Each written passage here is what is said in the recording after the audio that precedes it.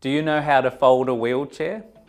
Not all wheelchairs can fold, but we're going to have a look at how to fold a simple wheelchair like this. When folding a wheelchair, there's definitely some manual handling hazards to navigate. The first one is getting down to a low height. You might get into a wider stance or kneel down to be able to get to the foot plates.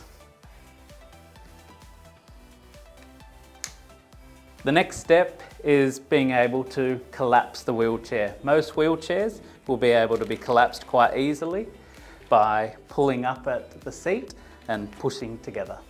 The next step is, where are you now putting the wheelchair? This will be a hazard to navigate if you're lifting this into a car. Luckily, we do have some great manual handling training that takes you through how to safely move something in and out of the car, especially if you're a support worker or carer.